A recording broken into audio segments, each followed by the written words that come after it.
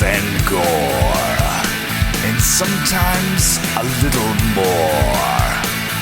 My Bloody Podcast.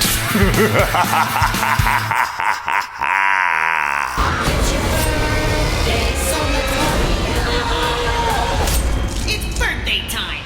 Welcome, everybody, to My Bloody Podcast, where we're talking about all things horror, film, and the entertainment industry. I'm Bryan Kluger. We have a very special episode today. Oh, my gourd. We have two tag team champions, legendary actresses on the show today. We have Emily, Tosta, and Beth Grant. Welcome to the show. So glad to. Exciting intro, wasn't it, Beth? I'm telling you, I'm tingling all over. I really am. It's the inner pro wrestling coming out right now. Oh yeah, go for it. So got we're us all excited. Oh, good. We're going to talk about this new fantastic film that I loved, instant cult classic. Everybody must see it, Willy's Wonderland. But first, like in The Sound of Music, we have to start at the very beginning. For both of you, we'll start with Emily. Where did it all begin for you in film with acting? Was it something you saw on TV that you were like, yes, this is for me? Or did your parents get you into it? Where did it start for you?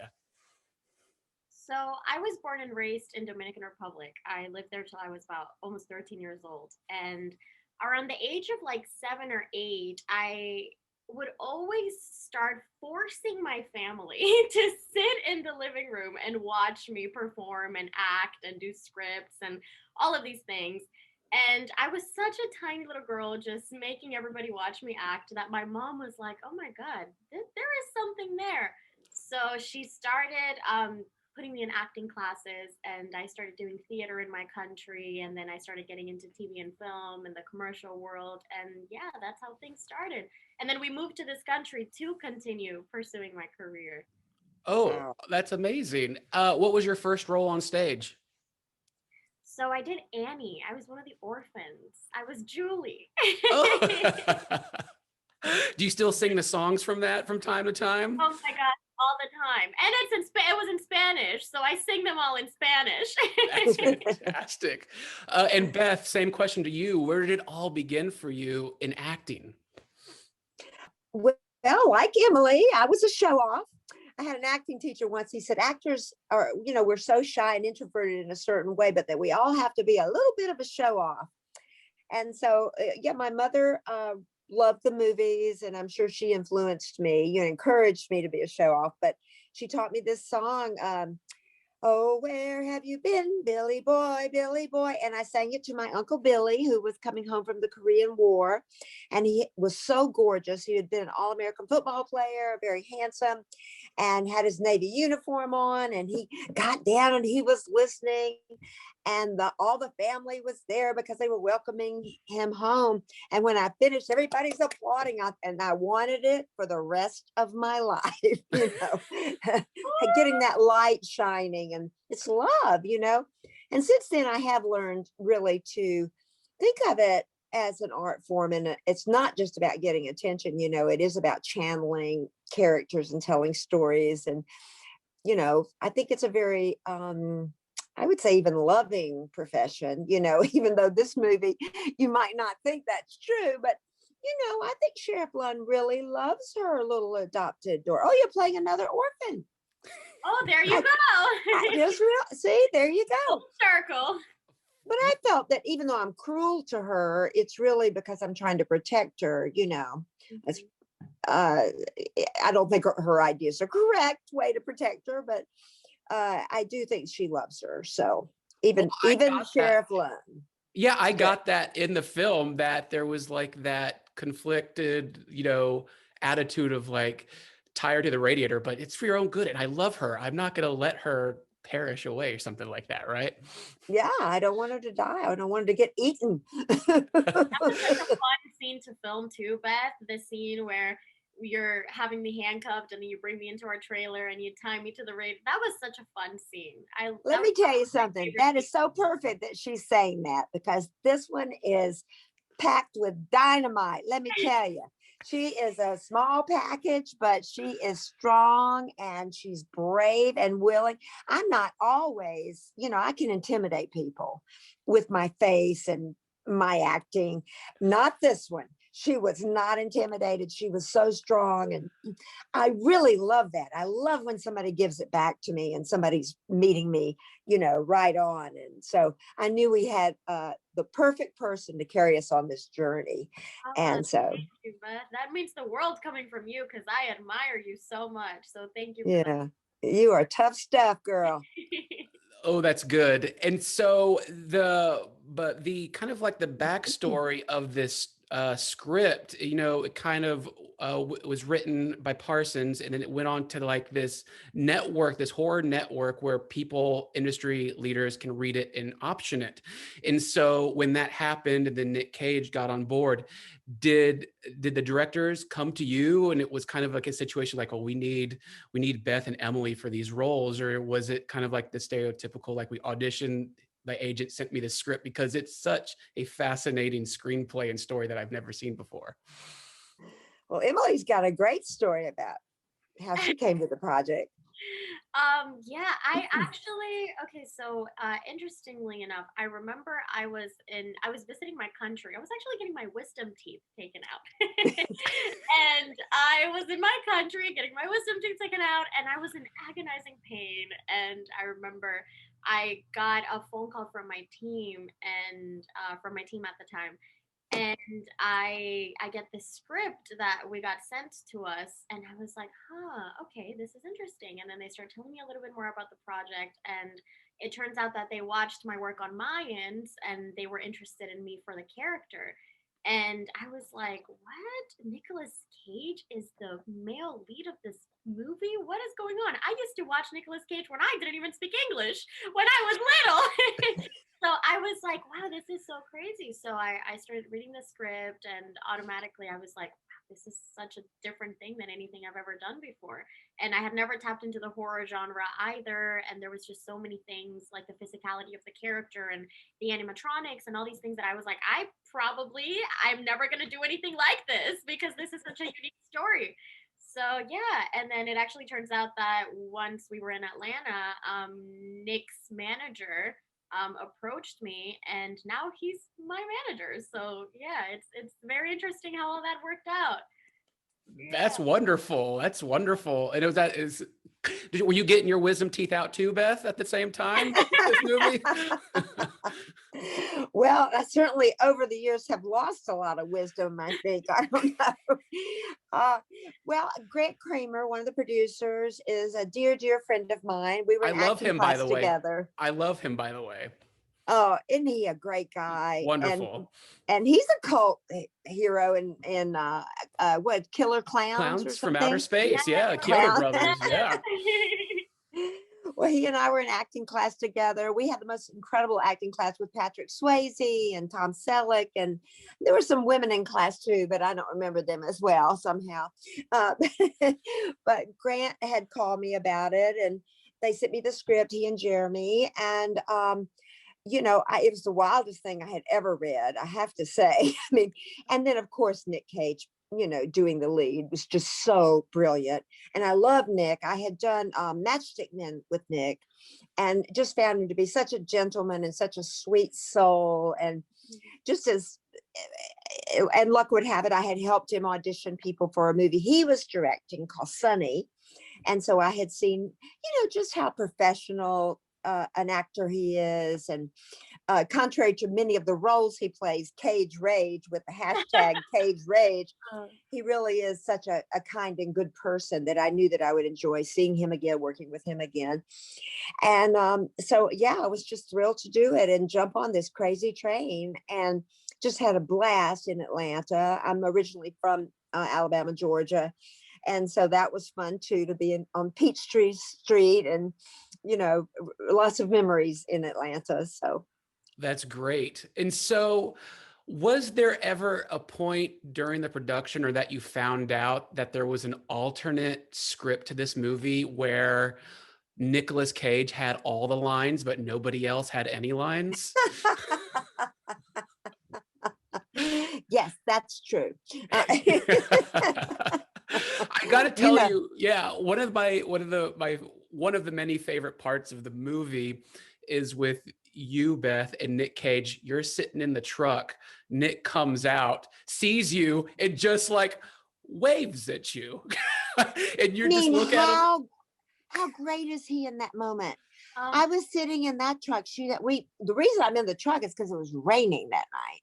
I mean, that was, one of those happy accidents, I think, because I think it's so cool that I'm sitting there, I'm falling asleep. I hear this noise and I look, and there he comes, taking the trash of the bodies of the animatronics, out, dumping them, and then just gives me this hello. I mean, every take was different that he did, and everyone was hilarious. It was all I could do to keep a straight face. He had one where he just sort of jerked his head like that, and he's just so brilliant and wonderful and funny. He's just terrific. So yes, I love that you love that, because I do too. did. And then with Emily, you got to kind of be by his side through the whole movie. I mean, what was that like? And additionally, what kind of fun stunts and rehearsals did you get to go through with all the fighting and weapons? So it was super, super fun to obviously go through this journey with Nick throughout the whole movie. I mean, like Beth said, he is so wonderful. Not only obviously as an actor is he incredible, but also as a human being. So it was just such a pleasure and a delight to work with him. And he was very welcoming, and he was just very helpful with the whole process. And he was so amazing. So that alone was a huge honor to be able to work alongside him for the film. And then when it comes to the stunts and the physicality of the character, it was also super fun because between Kevin's ideas and the stunt coordinator, they always had something new and exciting for us to try for every scene. And I think that was super fun because obviously I think the most I had done with stunts was some of my work on Mayans M.C, which sometimes will have like little fights here and there. And I think this definitely brought me out of my comfort zone when it comes to stunts and the physicality of my character. And I was always like, no, I want to do this. Wait, no, I want to do this. When they were like, no, you're stunt double. And I was like, no, I want to do this, because I was so excited to just try all of this new stuff. And it was so much fun. They did a wonderful job at putting everything together, and the action sequences and everything was just so awesome. And were you able to get covered in the gore and the blood at some point? Yeah, so I definitely had tons of bruises and blood and the animatronic liquids, and it was so much fun, which the makeup and wardrobe department did a wonderful job at that as well. I actually stayed super close friends with Erin. She's our makeup artist on the show, and in the movie. And she she's a wonderful, wonderful person and a wonderful professional, and they did a great job as well. That's great because, the film reminds me like of cult status, like Evil Dead 2 and Rocky Horror Picture Show. And, like Tim Curry and Bruce Campbell have earned that role. And now you and Beth and everybody else are up there with them with Willy's Wonderland,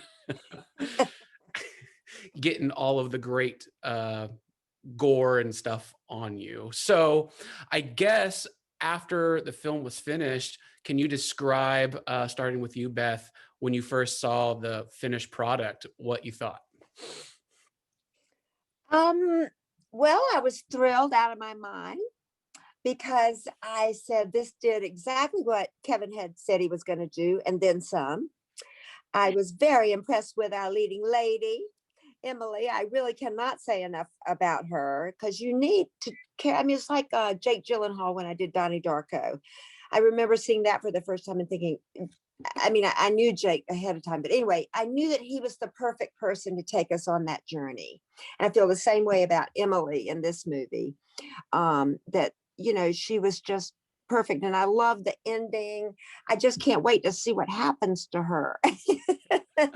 Where are you going, Emily? Where are we going together? Where are we driving off to? Where are you driving off to? What's going to happen? No, there must have been, Emily, there must have been a point in this movie where you stood outside your body and you must have been like, holy shit, I'm a badass in this movie. I look amazing, kicking everybody's butt. Like, do you remember that moment? honestly, throughout the whole thing, it was awesome because obviously I had worked on this character. You work on your character and then you're on set and then you're so focused on the work and doing the work and making sure that you step on that mark and you tell that story. And then it's sort of like you're so in that process that it's kind of hard to step outside sometimes during that process for me because I'm so locked in. But then for me, it's more so when I watch the final product of whatever it is that I worked on and I'm watching it, and that's when I'm able to step outside and be like, we did a good fucking job. Are we allowed to curse on this? Fuck yes, we are. To tell you the truth. But yeah, it was awesome. It was great. It was such a beautiful journey to go on while watching the movie. And like Beth said, Kevin did everything he said and more. So it was delightful. Oh, that's great. That's great. So let's get into some fun questions right now for both of you. Whoever wants to answer first, but for both of you, what is the most thrilling experience for you, both as in film, both as a fan of movies and working in film, like as an actress? So it could be something that you like saw for the first time in the front row of a theater, and then maybe working with somebody maybe in one of your projects. Beth, you wanna-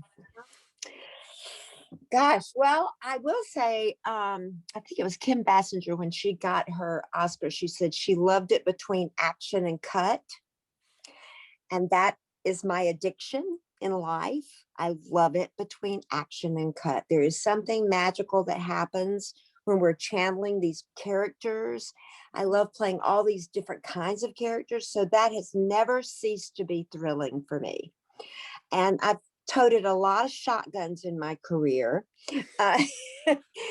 So I was thrilled to, I mean, you're so funny because I'm a pacifist, really. Well, not totally, but I don't like guns. But I love in movies being able to hold a shotgun. There is just something so powerful about that as a woman. And I've done it a few times, but maybe never as well. I haven't ever faced off anybody as dynamic as Nicolas Cage with a shotgun. So that was pretty thrilling in this movie. I think when I did Rain Man, working with Dustin Hoffman and Tom Cruise, I remember going back to the hotel after we finished and just crying and crying and crying to think that, oh my God, I just worked with, two international movie stars, fabulous actors. That was pretty thrilling. Oh, that's amazing. That's amazing.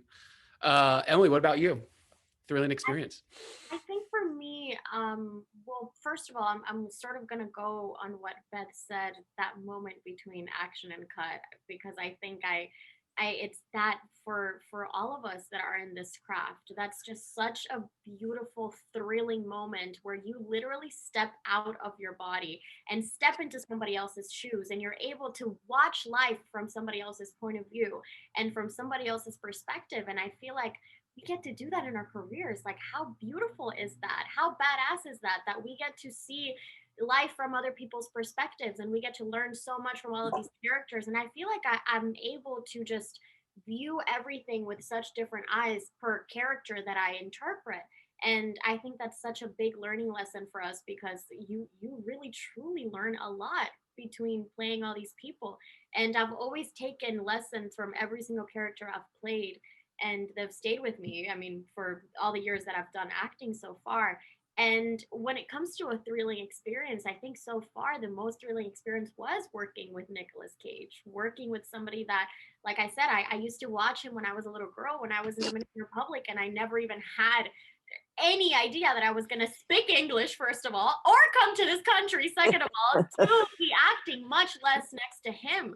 So to me, that was sort of like a huge realization moment of like, wow, I this is what I dreamed of doing my entire life since I was a little girl. And I'm here in America acting next to somebody that I used to watch that I didn't even speak his language before. So it was just that moment of understanding, like, I'm really doing this and I'm so grateful. And it was beautiful. So I would definitely pick that experience for sure.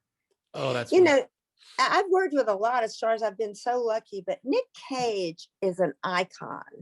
I mean, we laugh about the Cage Rage. My daughter told me about Cage Rage hashtag a couple of years ago, and we watched all the clips, and he's iconic. I mean, he really is an icon. So I have to admit that Emily, remember that first day when we were out in front of the trailer and I had you handcuffed and he Yes. came up in the truck. Yeah. I must confess, there was a moment for me that I said, "Oh my God, it's Nic Cage." I mean, I really, and I've worked with him before, and I still had that moment. It was like, "Oh, we're really doing this," and that's Nic Cage. And I happened to watch National Treasure 2 3 times. I saw it on the plane to New York. I saw it in my hotel in New York, and I saw it coming back from New York once. And so I really know his work. And I mean, I know he's famous for so many other movies, but he's a great actor. And this is a kid who grew up, he loves movies. And so I guess Emily and I can't say enough about our leading man. He's one of the more special people that I've ever worked with. And I did have that moment too, Emily. I really did. Right? It's like, whoa, this is Nic Cage. It's Nic Cage. Hey, that's Nic Cage. Oh, that's wonderful. And I got to ask you, Beth, as well as Emily, but Beth, you have worked with so many film directors, so many actors and actresses over the years. Did anybody give you any advice that has been permanently imprinted into your mind over the years that you'd like to share?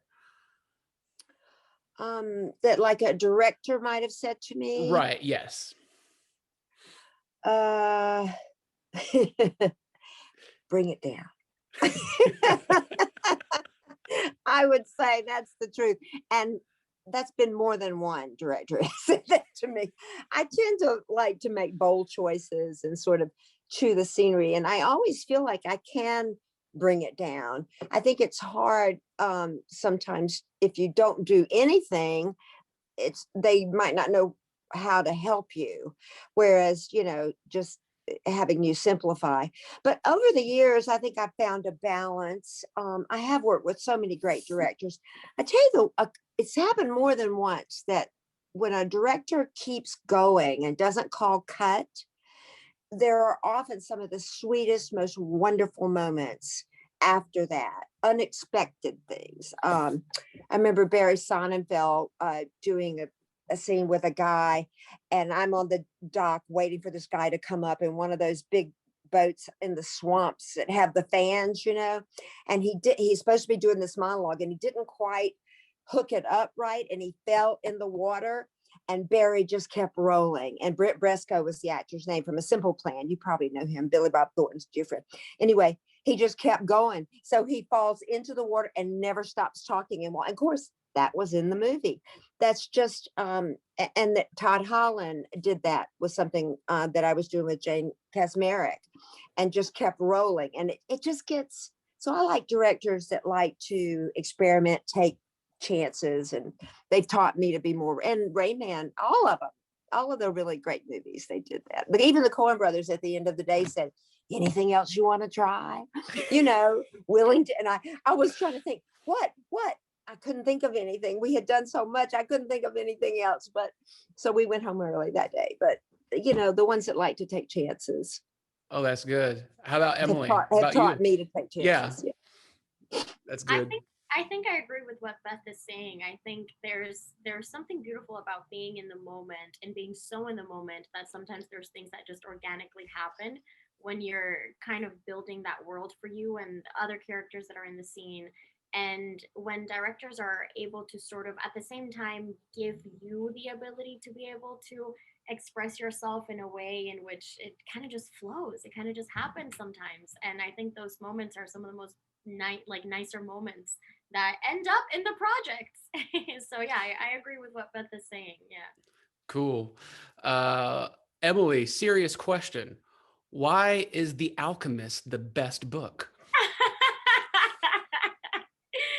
Oh man. Okay, so I thought you were gonna ask me something super super serious. I got scared for a second.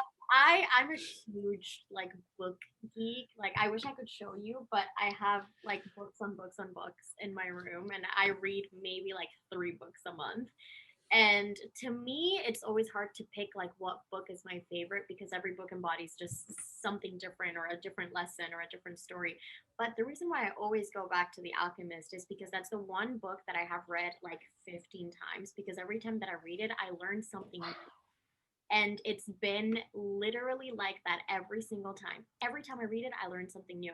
And it's also a mixture of self-help and a story at the same time, which I think is beautiful. And I don't want to spoil it in case like somebody hearing this hasn't read it, and I think they should. But you learn a lot with that book, and it has a lot of beautiful life lessons all throughout. So yeah, I think it's my absolute favorite book for sure. Excellent, excellent. And I've got a serious question for Beth as well. Beth, why is Addie the cutest, most special puppy in the world? Oh my God. She's not really a dog. Addie, come here. Wait a minute. Come here. Yes. Come here. Yes, she is. Now look at this little creature. She's from Narnia. She's not a dog. She is a creature. She is a gremlin. She is a fruit bat. She is a soulmate. I love her so much. And she's going, what the hell is she doing? Look at her little Going ears. on. Don't be scared. She's a little scared. Little terrier chihuahua. I love dogs. I've always loved dogs, but this one is the most special. I didn't know I would be a small dog person, but we love her. We fight over who sleeps with her every night. Oh, good. Oh, good. I had to ask. And my one of my last questions for you. Are there any, for both of you, are there any particular scenes in movies that have always stuck with you throughout your life that, you wake up and you say, shit, I'm thinking about this scene. This inspires me to go work. While you're thinking about that, I just realized that Beth, oh my gourd, you're in like some of my favorite movies that have my favorite scenes in there, including Matchstick Men. The scene where Nic Cage loses it, has the meltdown in the pharmacy is fantastic. And of course, I think the most visceral one for me is you playing Miss Kettlewell in Child's Play 2. That whole sequence still scarred me, and I thought it's like this brilliant piece of acting. You're such an icon, Beth. Oh, but you wanted her to die, didn't you? She wouldn't listen to Andy. She didn't listen to him. And I'll give you a little piece of trivia. If you might have noticed, I was wearing a Just Say No button. Andy, come out this very second. Andy, Andy, Andy.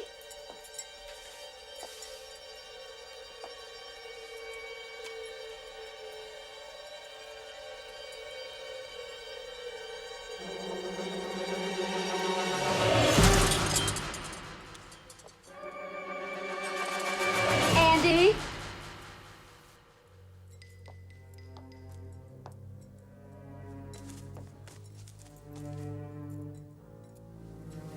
Andy, this isn't funny.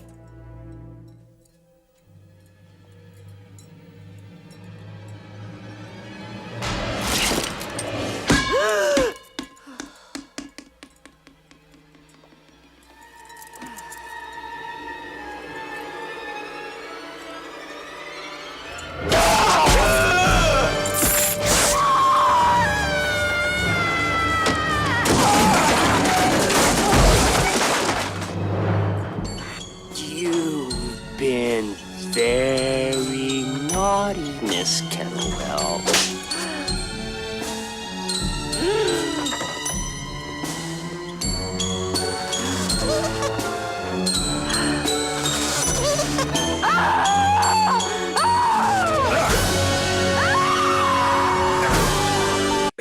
And that was the brilliant costume designer's idea. That was during the time, Emily, way before your time, when there was a program to try to keep kids from getting on drugs. And it was the Just Say No, which is the stupidest thing.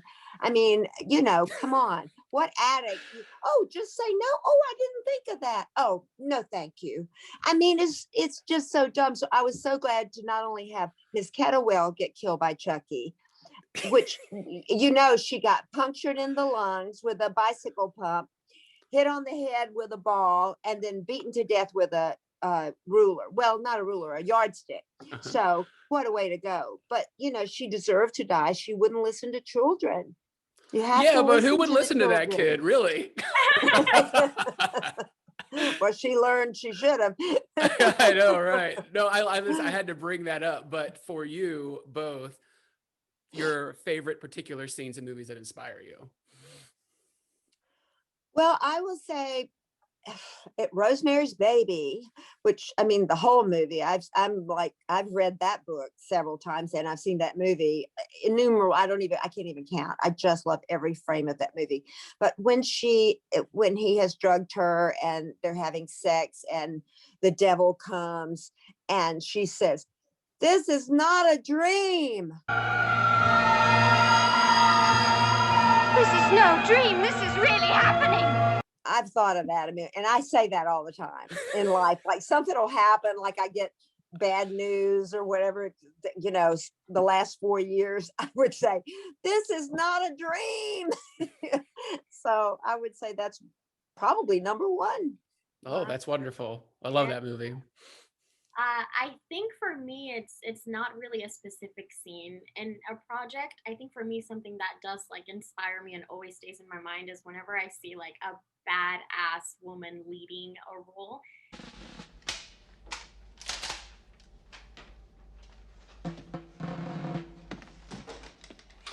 Because I think that's so beautiful to watch, especially for me, like growing up in Dominican Republic and watching other Latinas on screen, which is something that I didn't really get enough of when I was growing up. And being able to watch that, I think is super inspiring to me. So any film or TV show or anything that has like a Latina in it, I think to me is like very inspiring because that's how I started acting when I was little. I was like, you know, there's not a lot of women that look like me on television. And I remember the first person that I ever watched was America Ferrera. And I saw her in a TV show and I was like, oh my God, she's Hispanic? Hold on. If she can do it, I can do it. So to me, that was like such a big deal. And yeah, I always get messages from little girls saying stuff like, oh my God, like, you know, I live in Venezuela or in Dominican Republic or in Puerto Rico or in all these other places. And like, we see you on TV, so I feel like I can do it too. And I'm just like, man, that's such a good feeling because I want to be able to do that. I want to be able to show other people that like, if I came to this country and I'm pursuing my career and pursuing my passion, like you can do it too, you know? So I think to me, that's something that always sticks in the back of my mind for sure. Oh, that's wonderful. So I had a wonderful, grand time with both of you. This has been super fun. The spotlight is on you both now. If you want to, in the vein of a pro wrestler, a superstar pro wrestler, please tell everyone where they can find Willy's Wonderland. So Emily, come on. All right, come on, let's do it. Okay. 3. Video on demand. Countdown. Video on demand. Hey. Oh, I love Beth. Oh, I miss her so much, man. I miss you.